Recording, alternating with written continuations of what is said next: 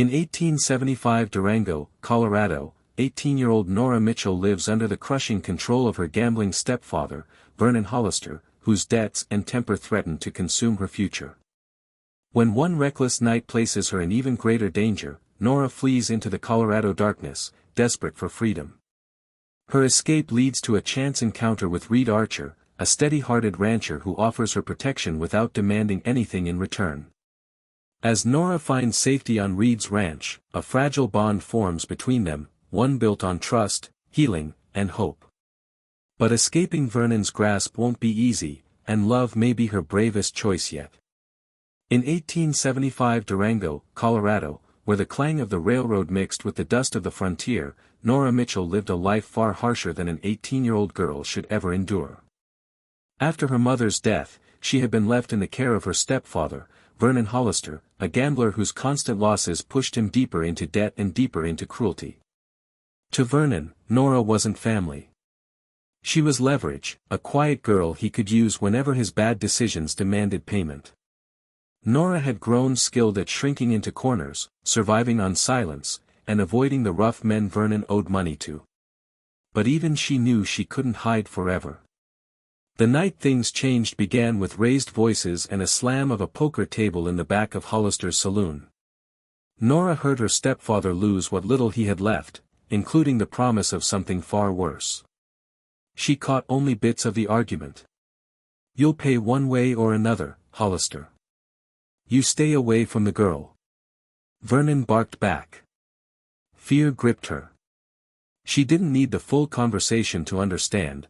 Vernon was preparing to hand her off to settle yet another debt. That night, as lanterns flickered low and the hum of the saloon died down, Nora packed a small bundle, just a comb, a loaf of bread, and the last keepsake from her mother, a faded blue ribbon. With trembling hands, she slipped out the back door and into the cold Colorado night. She didn't know where she was going, only that she had to leave before Vernon woke. Barely a mile outside town, the sound of approaching riders sent her heart racing. She ducked behind a juniper bush, clutching her satchel. But it wasn't Vernon's men who found her, it was a lone rider guiding a wagon toward Durango. Lantern light spilled over his features as he reined in his horse. "You hiding from someone?" he asked, voice low but calm. Nora hesitated. The stranger didn't look dangerous, sun-browned skin, steady hands, and a softness in his eyes not often found in men who roamed the frontier. "My name's Reed Archer," he added. "I've got a ranch just outside town. You look like you could use help." She wanted to refuse. Trusting strangers was dangerous. But going back was worse. Finally, she whispered, "Please. I can't go home." Reed didn't push for details. Instead, he helped her onto the wagon and offered a blanket against the cold.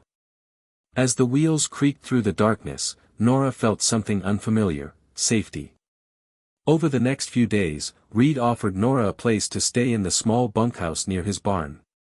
His sister, Miriam, lived on the ranch as well and quickly became a source of warmth and gentle guidance Nora had long been starved for.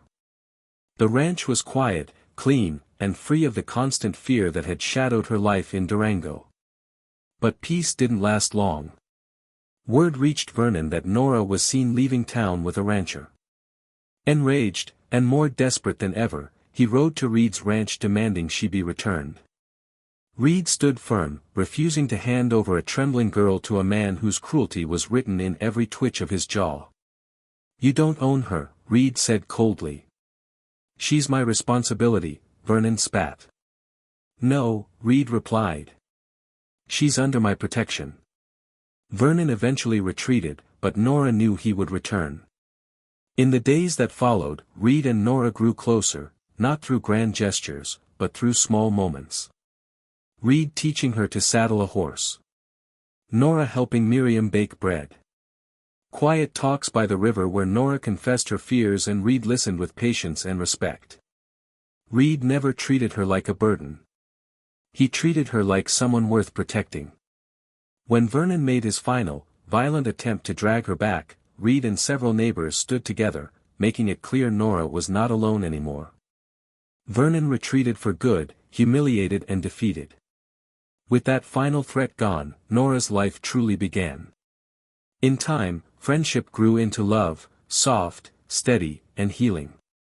Reed didn't rush her, Nora didn't shy away from him. Together, they built a life rooted in the one thing she had never known before: choice. And on a crisp autumn morning, with the San Juan Mountains glowing gold behind them, Nora agreed to become Reed Archer's wife, not because she needed protection, but because she had found the kind of love she once believed was impossible.